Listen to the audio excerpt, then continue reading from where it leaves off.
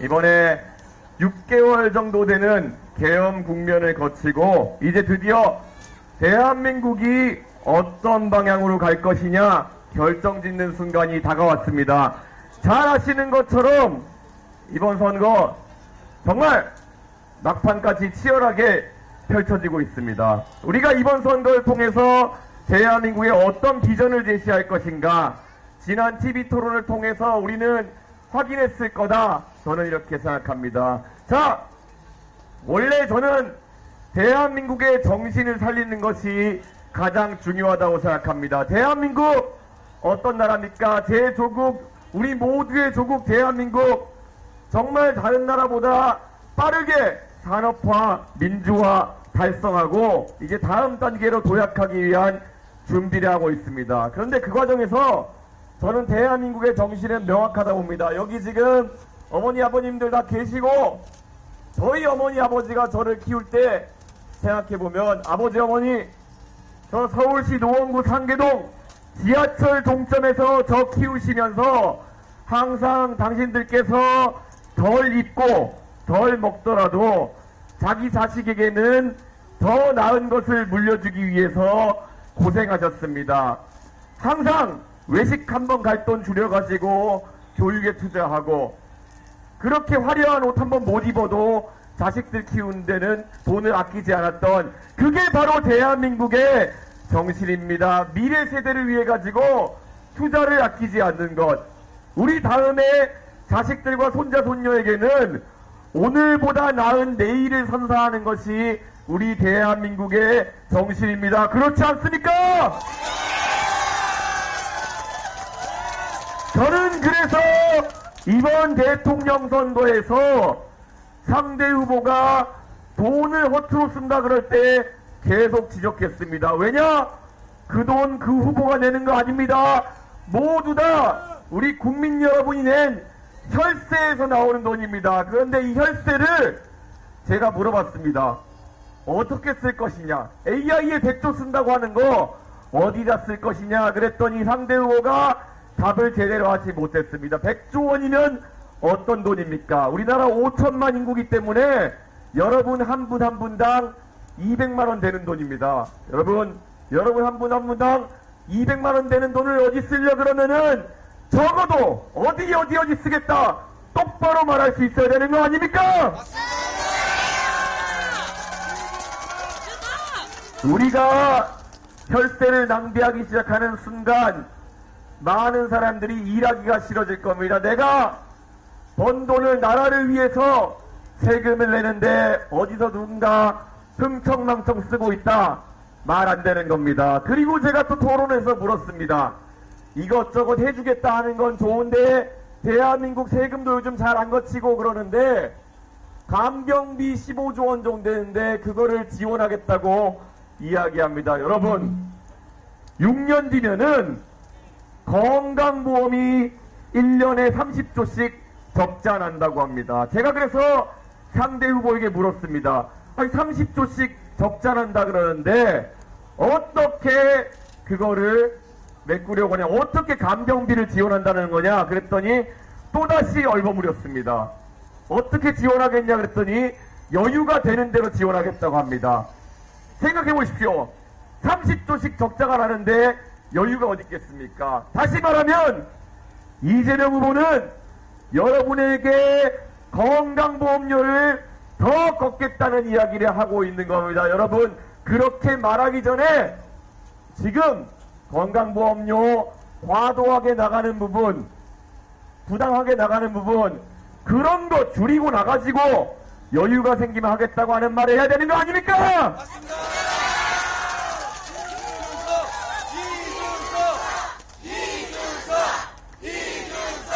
제가 통계를 뽑아보니까 1년에 365일인데 366번 이상 병원에 가는 분들이 수천 명 있다고 합니다. 이분들 진짜 아파서 가는 걸 수도 있겠지만 흔히 우리가 말하는 병원 쇼핑하고 나이롱인 겁니다. 그러면 자, 뭐 만성질환이 있으셔가지고 병원 자주 가시는 건 이해한다 해도 1년에 366번 가는 거는 문제 있는 거 아닙니까 여러분? 그러면 그런 것들을 줄이겠다고 하고 표 떨어지더라도 정말 건강보험료 내는 사람들이 공정하다고 생각할 정도로 조정하는 겁니다. 지금 대한민국에 월급 받아서 아니면 사업 하시는 분들 돈 벌어가지고 세금 내고 4대 보험료 내고 주택담보대출 갚고 그러면 쓸 돈이 어디 있습니까? 그러면은 방만하게 재정을 쓰지 않고 아끼고 아껴가지고 세금 덜 내고 4대 보험료 덜 낼 수 있게 하겠다. 그게 정답 아닙니까, 여러분? 맞습니다.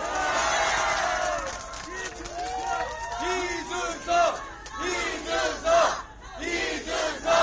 이 이야기를 하면은 어디 복지 축소한다고 표 떨어질까 싶어가지고 이야기 못하는 게 대부분의 정치인입니다. 실제로 제가 이런 얘기하면은 표 떨어질지도 모르겠습니다. 그런데 한 가지 확실한 거는 이제 대한민국의 저출산 때문에 우리 아이들이, 우리 미래에 태어날 아이들이 한 사람이 고연령층 4~5명을 부양해야 되는 시대가 올지도 모릅니다. 아직도 태어나지도 않은 아이들한테 그 부담을 지워놓고 미래 세대의 돈을 끌어다가 우리가 흥청망청 써버리면은 그것이 어떻게 대한민국에 이어져 내려온 정신이겠습니다. 우리 아이들에게는 조금이라도 부담을 덜 물려주고 좋은 것만 물려줘야 되는 거 아니겠습니까, 여러분? 맞습니다.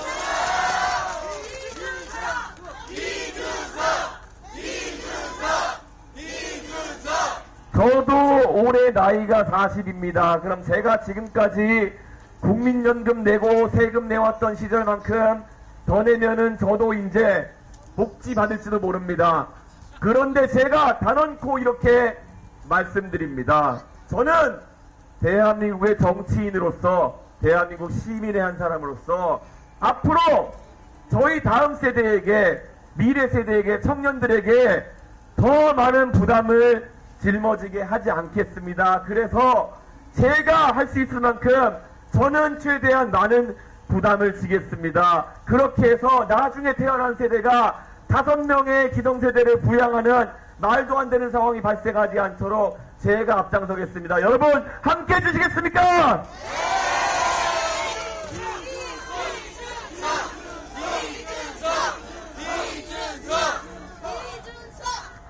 어제 보니까 재밌는 일이 발생했습니다. 제가 이재명 후보 아들의 그런 정말 입에 담기도 어려운 그런 말을 순화해가지고 방송에서 제가 다뤘다는 이유로 저에게 국회의원 제명을 한다고 합니다.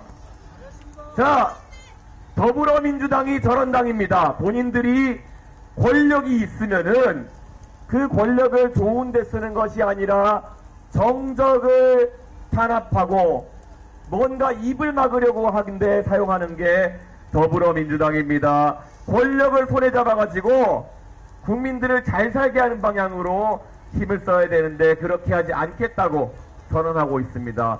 예전에 2017년에 박근혜 대통령 탄핵되고 난 다음에 그때 문재인 대통령 됐습니다. 그때 초반에 문재인 대통령 인기 얼마나 좋았습니까? 70% 지지율 막 하면서 인기 좋았는데 문제는 그 인기를, 그 지지율을 문재인 대통령은 적폐청산한다 그러면서 사람들 탄압한 데 썼습니다. 그러고 났더니 나중에 자신들의 내로남불 위선이 들통나가지고 조국 사태 겪으면서 정권이 넘어가게 됐습니다. 자, 이재명 후보 이번에 대통령이 되어서도 안 되지만 된다면은 벌써부터 내란 종식이니 하면서 보복을 하겠다는 것을 최우선으로 이야기하고 있습니다. 여러분, 대한민국에 지금 얼마나 다양한 위기가 있습니까? 트럼프 대통령은 관세 협상으로 우리나라를 압박하고 있습니다. 중국은 과학기술 패권 경쟁에서 우리를 앞서 나가기 위해 가지고 벌써부터 저만치 뛰고 있습니다. 그런 것들 차치하고 정적을 탄압할 것이라는 이야기만 계속하고 있는 이런 무도한 이재명 후보, 저는 심판해야 된다 또 봅니다. 그렇지 않습니까, 여러분? 맞습니다.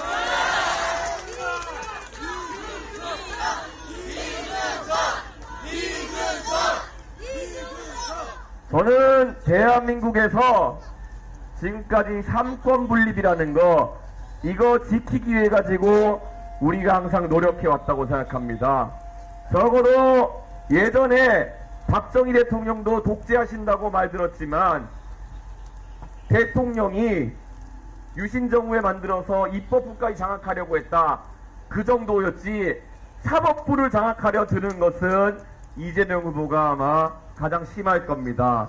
지금 본인이 이미 다수 의석으로 입법부를 장악하고 있고 만약 대통령이 된다면 사법부의 대법원장을 특검하겠다느니 이런 얘기를 하고 있습니다.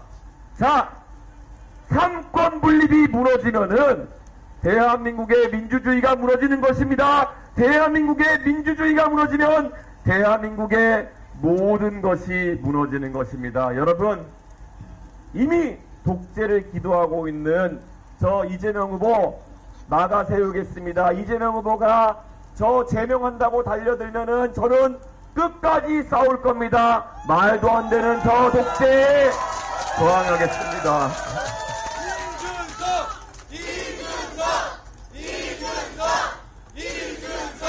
제가 배운 민주주의라고 하는 것은 절대 이름에 민주를 달고 있는 저 당이 하는 것처럼 하는 것이 아닙니다. 민주주의라고 하는 것은 결국 자신이 가진 힘을 국민들을 위해서 국민이 바라는 방향으로 쓰는 것이지 자신의 권력을 공고히 하기 위해서 자신에게 주어진 권한을 동원하는 것이 아닙니다. 그런데 이재명 후보 민주당 당대표로 있을 때 그 민주당에는 당원 80조라는 게 있습니다.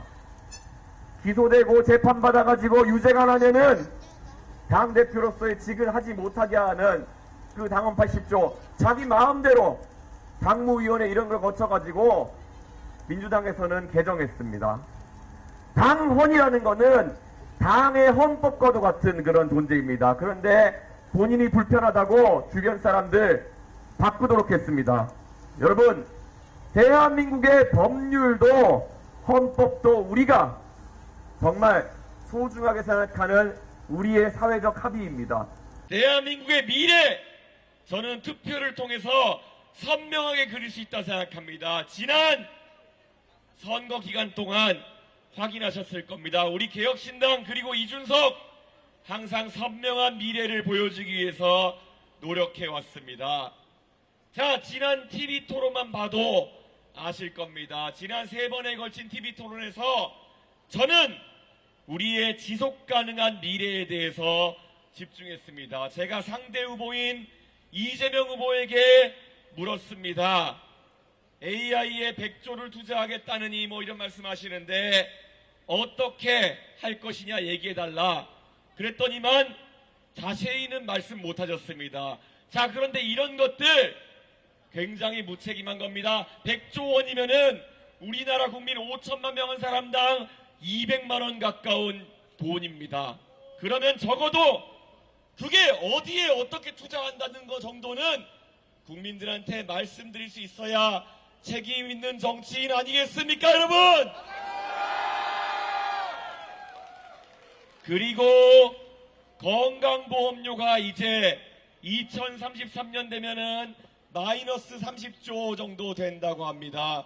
그런데 적자가 30조 나는데 뭘 자꾸 더해주겠다고 하는 사람이 있으면은 그 사람은 여러분을 속이는 것일 가능성이 높습니다. 그래서 제가 물어봤습니다. 건강보험이 마이너스 30조 적단할 텐데 어떻게 15조 원에 달하는 간병비를 추가로 지원하겠다는 겁니까? 했더니 그분이 뭐라 했습니까?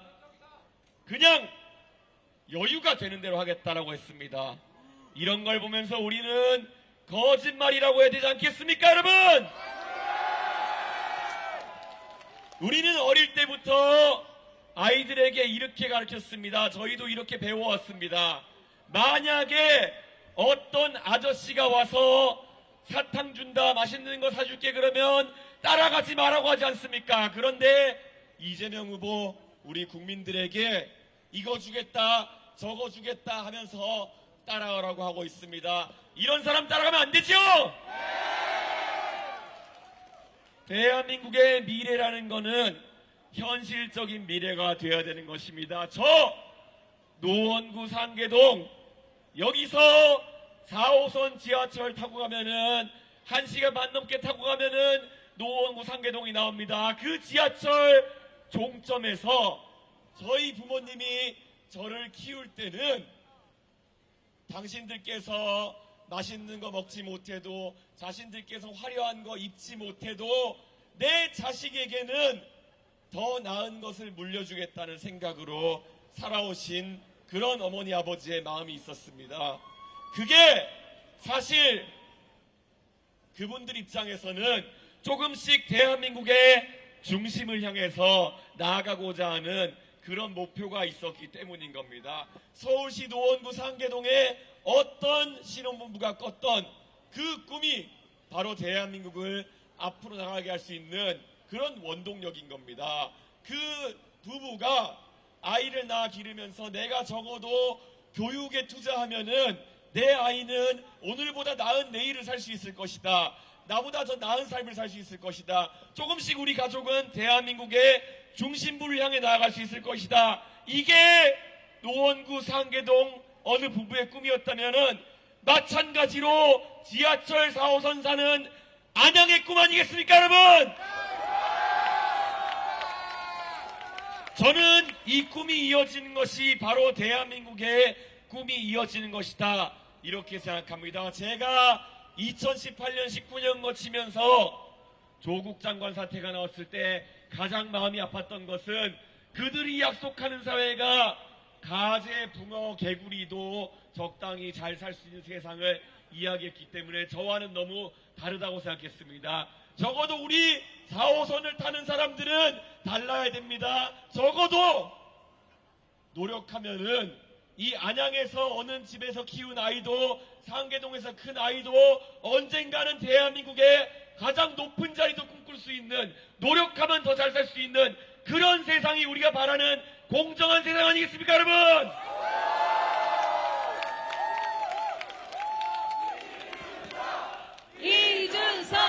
이준석 대한민국의 정신이 살아있다면은 적어도 정치하는 사람들이 우리 다음 세대에게, 태어나지도 않은 미래 세대에게 부담을 전가하겠다는 얘기를 쉽게 해서는 안 됩니다. 그런데 최근에 양당이 국민연금 관련해서 합의해 놓은 것을 보면은 저는 깜짝깜짝 놀랐습니다.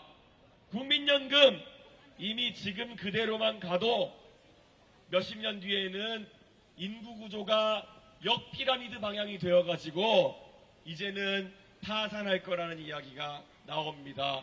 2090년이 되면은 2경원 정도 적자가 날 거라고 합니다. 2경이면은 2천조도 아닙니다. 2만조 원에 달하는 금액이 적자가 난다고 합니다. 그런 여기에 대해 가지고 진지하게 대책을 세워야 되는데 저 빨간당과 파란당 양당이 합의한 것을 보면은 더 내고 더 받기라고 합의했다고 합니다. 말이 좋아서 더 내고 더 받기이지 기성세대가 바로 더 받고 젊은 세대 미래 세대가 더 내는 합의, 이런 합의 대한민국의 정신에 어긋납니다. 우리 미래 세대에게 부담을 떠넘기는 것, 이런 나쁜 정치 막아야 되지 않겠습니까?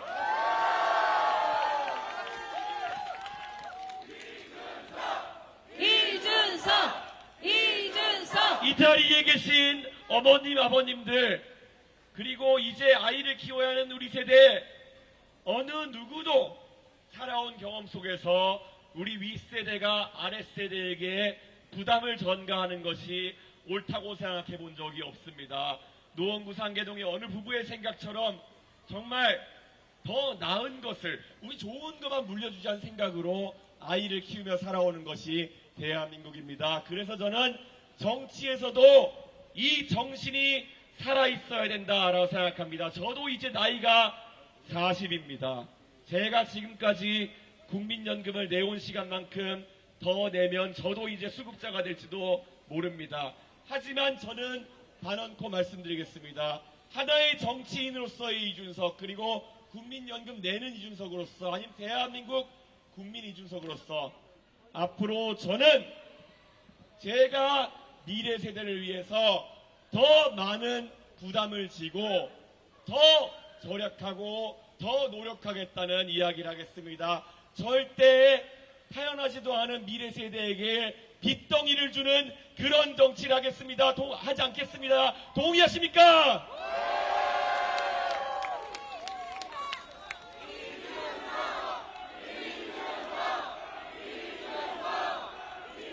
언젠가는 대한민국도 이 포퓰리즘이라는 아주 나쁜 정치 문화의 맛을 보게 될지도 모릅니다. 그래서 언젠가는 베네수엘라처럼 우리가 고생을 하게 될 날도 있을지 모릅니다. 그런데 오늘은 아닙니다. 이번 선거에서는 아닙니다. 그래서는 안 됩니다. 왜냐하면 우리가 지금 직면한 위기라는 것은 굉장히 심각한 위기이기 때문입니다.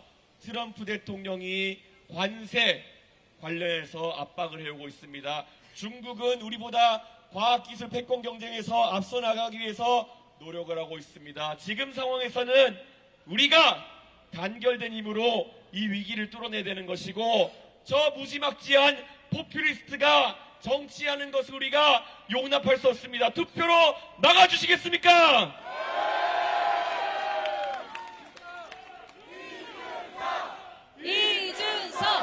이준석! 사람들이 물어봅니다. 이준석이 네가 만약에 정치를 하면은 의석수도 3개밖에 안 되는데 어떻게 저 무지막지한 이재명 후보의 무리를 뚫어내고 정치를 하겠느냐.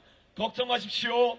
프랑스에서는 이미 몇 년 전부터 마크롱 대통령이 의석 하나도 없이 프랑스 국민의 열정적인 힘을 바탕으로 집권해서 대통령이 되었고, 그는 열심히 개혁에 앞섰습니다. 연금개혁, 노동개혁, 마크롱 대통령은 앞장설 수밖에 없었습니다. 왜? 그는 30대의 대통령이 되었습니다.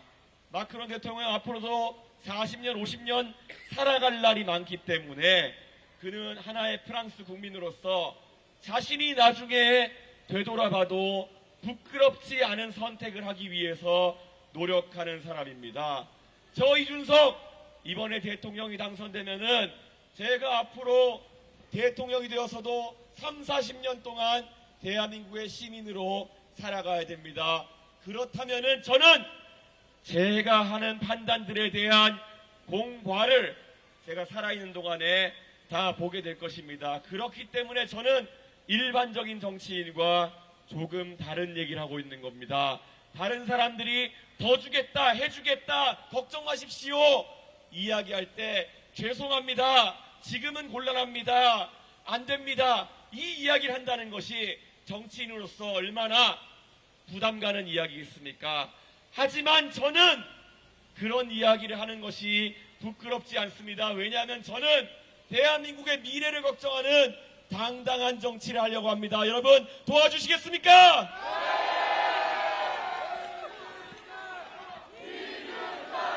이준석! 저 이준석 지금까지 대한민국에서 정치하면서 제가 딱히 제 입으로 학벌 자랑하거나 그런 거 한 적 없습니다. 하지만 지금의 대한민국 위기 상황에서는 제가 할 수 있는 일이 있다고 생각합니다. 자, 우리가 지금 상황을 보면은 미국과의 관세 협상 무엇보다도 중요합니다. 이럴 때는 미국을 잘 알고 국제사회에서 잘 어울릴 수 있는 지도자가 필요합니다. 저 이준석 대한민국에서는 외국에서 학교 다녔기 때문에 학연도 없고 아무것도 없지만 제가 미국의 워싱턴으로 가는 순간 미국의 워싱턴에서는 저와 동문수학했던 제 친구들이 지금 미국의 정부 관료로서 주요한 위치에 자리 잡기 시작했습니다. 이제 대한민국의 외교도 그들과 당당히 논리로 맞서서 이야기할 수 있는 그런 사람이 맡아야 되지 않겠습니까?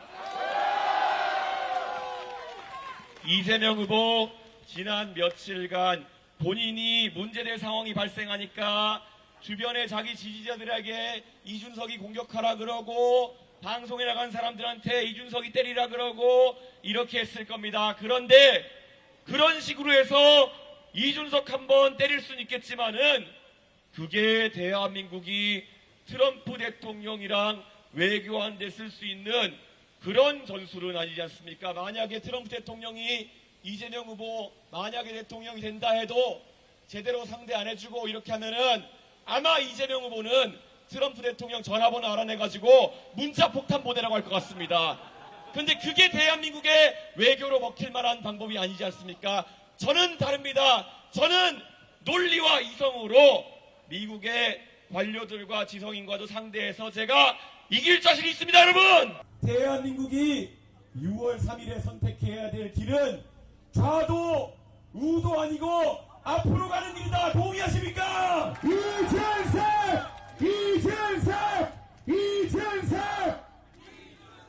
지난 2017년 박근혜 대통령 탄핵 이후 정권을 잡을 때마다 법률가 출신 대통령들이 있어서 그런지 본인들이 정권만 잡으면 상대 진영을 말살하려고 애써왔습니다. 문재인 대통령 탄핵 이후에 높은 지지율로 시작했지만 적폐청산 한다고 하더니 나중에 부동산값 못 잡고 물값 팍팍 뛰고 그래가지고 국민들이 힘들게 하셨습니다. 마찬가지로 윤석열 대통령 되자마자 그 동력으로 공약 지키고 일할 생각보다는 이준석 쫓아내고 이재명 감옥 넣고 당대표 여러 명 내쫓고 이러면서 자신의 권력을 공고히 하기 위한 정치를 해왔습니다. 그 결과 윤석열 대통령은 자기 꾀에 자기가 넘어가서 결국 외톨이가 되었고 그 와중에 본인이 어떻게든 무리수를 더 보려고 하다가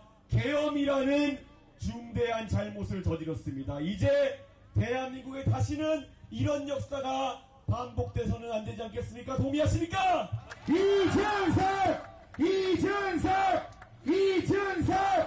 우리가 이 갈등의 씨앗을 키워나가면서 다투고 있는 사이 대한민국을 제외한 다른 나라들은 경쟁을 시작했습니다. 과학기술 패권 경쟁을 통해서 누가 더 AI 잘 만드나, 누가 더 반도체 잘 만드나, 누가 더 배터리 잘 만드나, 누가 전기차 잘 만드나, 이 경쟁에 이미 중국은 우리보다 앞서 나가는 분야들도 많습니다. 이것을 우리가 해결하지 못하면은 우리는 영영 뒤처지고 말 것입니다. 이곳 수원은 저희 외삼촌도 삼성전자에서 젊은 시절부터 일하면서 꿈을 키워왔지만은 대한민국의 수출 산업의 중심이 되는 전자산업과 반도체 산업이 커나갔던 공간입니다. 이제 경기 남부 전역에서 우리는 대한민국의 수출 상품 만들어내고 있습니다. 그런데 어느 순간 들려오는 소식들이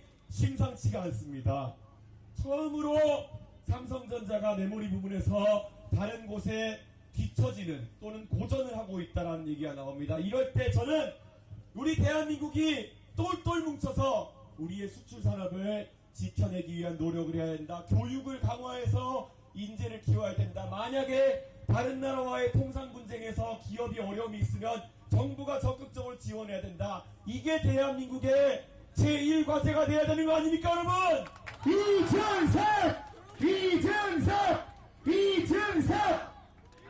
제가 대통령이 된다면 지금까지의 대통령과 얼마나 다르겠습니까? 저는 미국에서 공부하면서 학벌이 미국 학벌이라서 한국에 와서 그것을 학연덕을 도지 못했습니다. 여의도에 가면은 서울대 나온 사람들이 아니면 한국의 다른 좋은 대학 나온 사람들이 자신들이 주류라고 얘기합니다. 하지만 미국의 워싱턴 DC에 가면은 제가 공부해온 것들이 크게 빛을 발할 수 있습니다. 제 친구들 지금 워싱턴 DC에서 정관계에서 핵심적인 위치에서 일하고 있는 친구들이 있습니다. 그 친구들에게 대한민국의 관심사와 대한민국이 어떻게 미국과 협력할지를 자연스럽게 설명할 수 있는 사람 바로 누구겠습니까? 저 이준석 아니겠습니까? 이준석! 원래 미국 사람들과 협상할 때는 논리적으로 이성적으로 그쪽이 반박하기 어려울 정도로 준비해서 가야 되는 겁니다. 그런데 이번에 TV토론 3번 진행하는 거 보셨을 겁니다. 이재명 후보 제가 나름 합리적인 질문들을 던졌습니다. AI에 100조 쓰겠다는데 어디 쓰시겠습니까? 이재명 후보 답 제대로 못했습니다. 왜 그렇겠습니까? 이재명 후보 지금까지 한국에서 정치해오면서 본인이 해왔던 방식이 누가 어려운 질문하면은 극단적이시네요. 이렇게 얘기한다든지 아니면은 누가 어려운 질문하시면은 세상 더 살아보라는 듯이 훈계한다는 듯이 그런 게 지금까지 이재명 후보가 살아온 방식이기 때문입니다. 이 방식으로는 워싱턴 가가지고 한 사람도 설득하지 못합니다. 망신당하고 올 겁니다. 그렇지 않습니까, 여러분? 이준석! 이재명 후보가 대한민국 정치에서 위기에 빠지면 어떻게 했습니까? 자기 밑에 있는 국회의원들 다 불러다가 자기 방탄하라고 합니다. 그리고 자기를 따르는 당원들 모아서 문자 폭탄 보내게 유도합니다. 이런 식으로 트럼프 전화번호 알아내가지고 문자 폭탄 보낸다고 대한민국과 미국 관계가 풀리겠습니까? 이제 미국과의 관계 풀어낼 사람은 미국을 잘 알고 논리적으로 합리적으로 트럼프 대통령과 이야기할 수 있는 사람입니다. 그리고 외국 정상과 이야기할 때는 통역 끼고 이야기하면 된다고 하지만은 제가 만약 대통령 되면은 완전 새로운 판이 짜일 겁니다. 상상해 보십시오. 제가 미국에 가서 정상회담도 하고 시간을 쪼개가지고 미국의 CNN, 팍스뉴스, 블룸버그 나가가지고 대한민국의 입장을 미국 국민들에게 직접 전달하면 어떻겠습니까, 여러분? 이준석! 그리고 제가 제 친구들 중에 금융계로 진출한 친구들 월스트리트에 엄청 많습니다. 그 사람들에게 저는 소리 높여 외칠 것입니다. 대한민국은 투자자에게 프렌들리한 나라 될 것이다. 투자자들이 원하는 것들을 경청할 것이다. 한국에 투자하라. 바이코리아 제가 얘기하겠습니다. 이준석! 이번 대통령 선거에서도 좌고우면하지 않고 좌도우도 아니고 대한민국이 앞으로 가는 길로 지금까지 왔습니다. 저 잘한 거 맞습니까?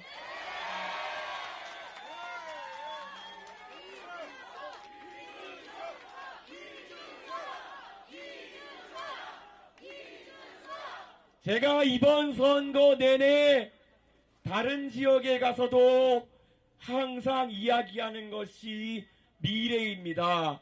우리 아이들의 미래를 이야기합니다. 아직 태어나지도 않았을 미래 세대의 이야기까지 걱정해서 이야기합니다. 그게 왜 그렇겠습니까? 대한민국에서 가장 젊고 아이들이 뛰어노는 동탄 이신도시의 국회의원으로서 저는 우리 아이들에게 좋은 것만 물려주고 싶다는 저만의 약속을 지키고 싶습니다. 여러분, 대한민국의 아이들을 위해서 고민하고 정책을 내는 유일한 후보 이준석이라고 자처합니다. 어떻습니까?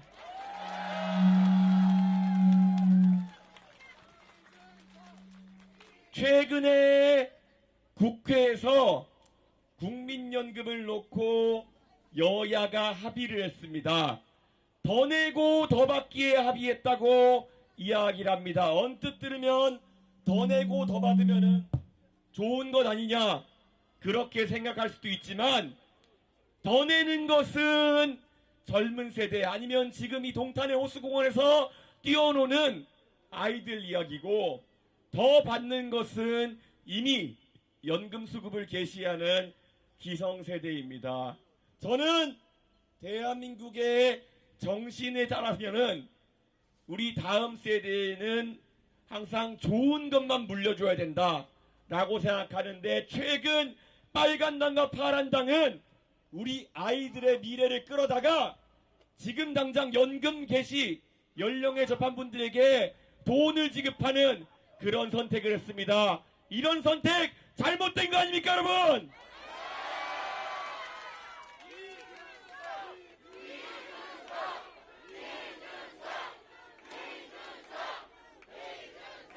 제가 1년 전에 동탄에서 출마했을 때 유세차에 오를 때마다 했던 이야기가 있습니다.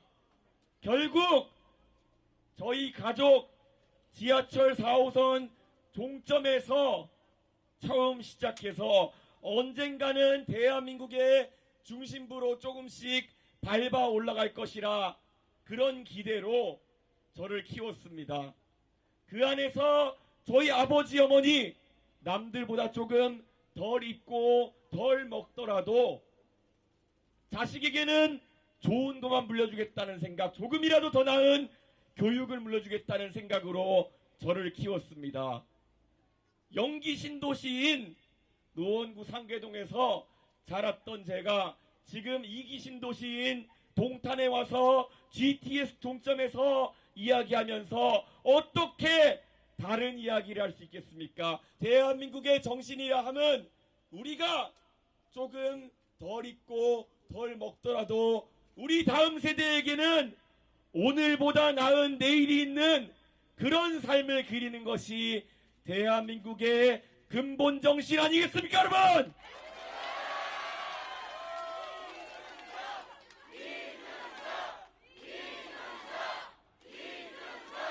우리는 어릴 때부터 들어왔습니다. 아이들에게 우리는 항상 이렇게 얘기합니다. 만약에 어떤 아저씨가 와서 너한테 맛있는 거 사줄게 라고 유혹하면은 절대 따라가지 마라. 그 아저씨 유괴범이다. 이렇게 가르쳤습니다. 그런데 만약에 지금 정치판에서 자기 돈도 아니고 여러분이 낸 혈세를 바탕으로 25만원 주겠다, 이것저것 주겠다 하는 사람이 있으면은 그 사람 쫓아가면 안 되는 거 아닙니까, 여러분?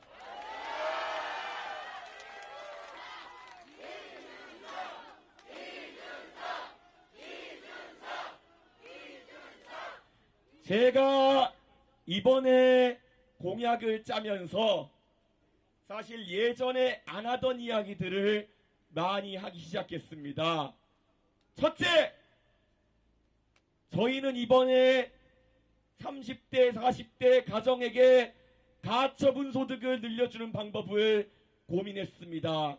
제가 동탄 이신도시의 국회의원이기 때문에 우리 여느 동탄 이신도시의 가족들이 하고 있는 고민을 지난 1년 동안 너무나도 많이 접했습니다. 우리 동탄 신도시의 표준적인 가족을 한번 보면 월급 받아서 아니면 사업해서 돈 벌어서 세금 내고 4대 보험 내고 그 다음에 집 살 때 3, 4억 대출 받은 거 주택담보대출 원금이랑 이자 갚고 나면은 최근에는 쓸 돈이 없습니다. 우리 아이들 미래에 투자하고 교육에 투자하고 우리 외식도 가끔 할 만한 돈이었는데 주택담보대출 금리가 오르면서 예전 같으면은 80만원 갚던 돈을 150, 200 갚아야 되고 그러다 보니까 미래에 투자할 돈이 줄어들었습니다. 그래서 저는 많은 사람들이 주목하지 않더라도 제 공약 중에 가장 중요한 위치에 만약에 누군가가 주택담보대출을 받는다면은 지금까지는 거치기간을 두지 않고 원리금 상환을 바로 시작했다면은 3년의 기본 거치기간을 주자. 그리고 아이를 한 명 낳을 때마다 2년씩 더 거치기간을 주자. 그래서 원금 상환을 유예하고 그 돈을 우리 가족을 위해 쓸 수 있도록 하자. 이 이야기는 바로 동탄 주민들이 저에게 했단 말이고 저는 대통령이 돼서 그걸 실현하려고 합니다, 여러분.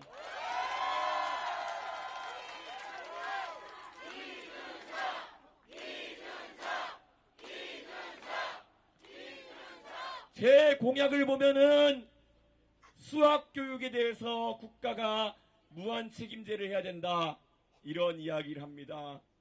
동탄 이신도시의 많은 아버지들 이공계 출신이지만 자식의 수학교육 앞에 있어서는 한숨 쉬는 경우 많습니다. 왜 그렇습니까? 대한민국의 공교육이라는 것이 한번 뒤처지고 나면 그것을 끌어올리기 위해서 많은 사교육이 투입돼야 되는 구조 아니겠습니까? 저는 그래서 제 공약에 집어넣었습니다. 앞으로 수학을 모르고 이공계 일자리를 배제하고는 우리 아이들이 양질의 일자리를 가지기 어렵다. 그렇기 때문에 다른 건 몰라도 수학 교육 하나는 국가가 책임지도록 하겠다. 지금 한 반에 20명당 학생당 선생님 한 명 있다면은 만약에 수학 실력이 조금 부족한 학생이 있는 동네에는 학생 5명당 선생님 한 명을 배치해서라도 이 문제를 해결하겠다. 이렇게 해야 동탄 이신도시 학생들이 수학 걱정 없이 사교육비 걱정 없이 미래를 꿈꿀 수 있는 거 아닙니까, 여러분?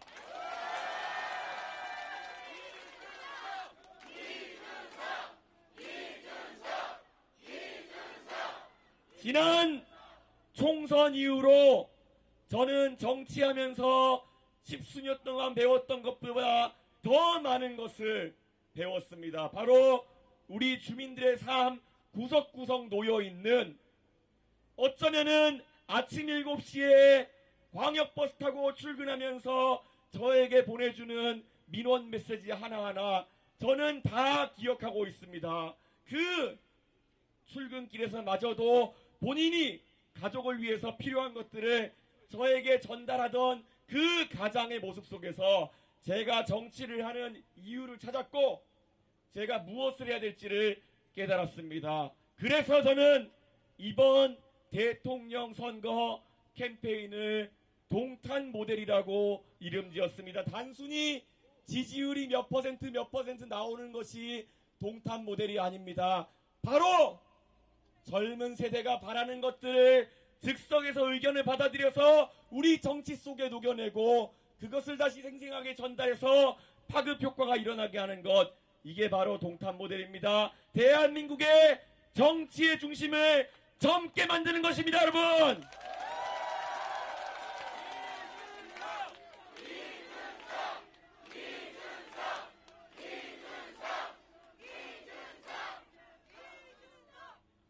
정말 이번 선거 중간 과정을 거치면서 저에게 정치공학적인 이야기를 하는 분들이 참 많았습니다. 너 단일화라도 해야 되는 것 아니냐? 너 어떻게든 뭘 해야 되는 거 아니냐? 저를 아끼시는 분들마저도 걱정의 여러 가지 이야기를 많이 했습니다.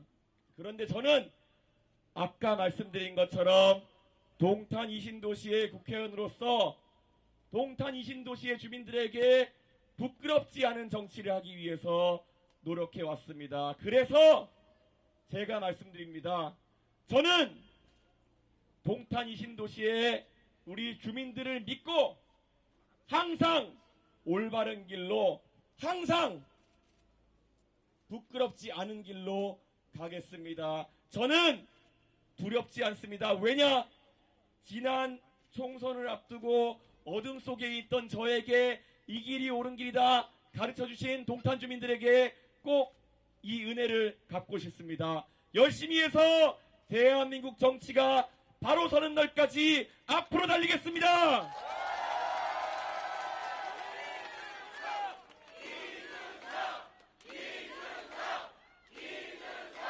그런데 이 얘기는 하고 싶습니다.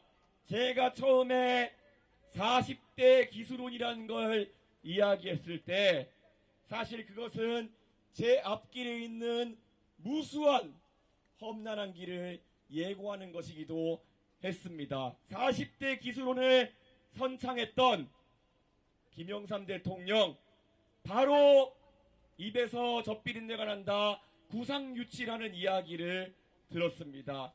제가 40대 기술론을 이야기하자마자 저에게 비슷한 공격이 쏟아졌습니다.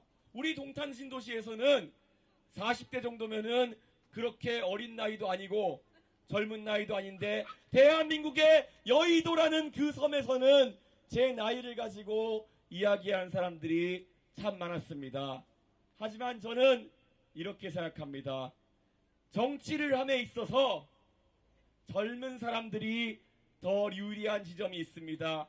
자, 프랑스의 마크롱 대통령은 30대의 대통령이 되었습니다. 그래서 그는 당선되자마자 프랑스를 연금개혁과 노동개혁의 길로 이끌었습니다. 왜 그렇겠습니까?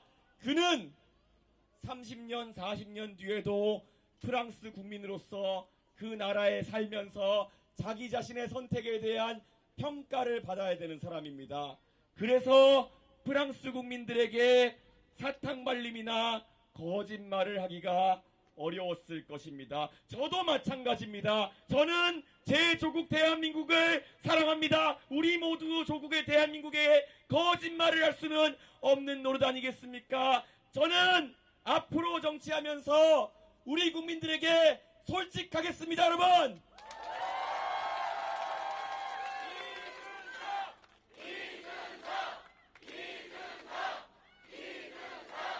정치하면서 누군가가 물어주면 해드릴게요. 좋은 생각입니다. 저도 그렇게 생각합니다. 이 말하는 것은 굉장히 쉽습니다. 하지만 그거는 지금 죄송하지만 안 될 것 같은데요. 돈이 없는데요. 곤란할 것 같습니다. 이 이야기를 한다는 것이 정치인에게 얼마나 부담 가는 일인지 모릅니다. 하지만 저는 똑똑히 알고 있습니다. 대한민국의 미래라는 거 예전처럼 경제가 우상향하던 시절과는 조금 다릅니다. 이제는 우리가 듣기 싫은 이야기도 해야 되고 듣기 싫은 이야기도 들어야 되는 상황이 왔습니다. 자, 지난 3번에 걸친 TV 토론에서 저는 상대 후보의 이야기를 많이 검증했습니다. AI 산업 발전에 100조를 투자하겠다는 이야기를 했을 때 저는 그러면 100조를 어디에 투자하겠다는 것이냐 물었습니다. 그런데 상대 후보는 제대로 답을 하지 못했습니다. 100조 원이면은 5천만 국민 한 사람당 200만 원 정도 되는 금액입니다. 우리 4인 가족 하나면은 800만 원 정도 되는 금액입니다. 적어도 그런 돈이 어디 쓰인다면은 국민들에게 여기 쓰일 겁니다. 설명을 할 수 있어야 되는 거 아니겠습니까, 여러분?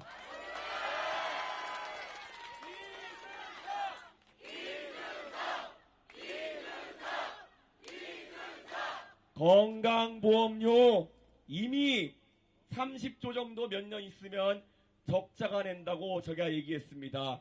그런데 이재명 후보 공약에 간병비 지원 15조 원 정도 몇 퍼센트나 줄지 모르겠지만 그 이야기를 했길래 제가 물어봤습니다. 과연 건강보험 재정이 30조나 적자가 나는데 무슨 돈으로 간병비 지원을 하겠다는 거냐? 그랬을 때 이재명 후보 역시나 제대로 답을 하지 못했습니다. 자, 간병비 지원되면 좋다는 거 누가 모르겠습니까? 간병 때문에 힘들어하시는 가족들 있다는 거 누가 모르겠습니까?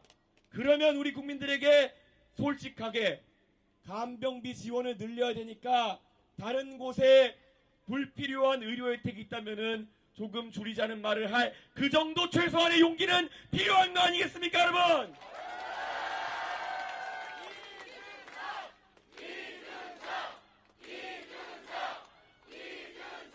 그 용기가 없는 사람이 집권하게 되면은 여러분에게 할 수 있는 말은 딱 한 가지밖에 없습니다. 돈이 부족합니다.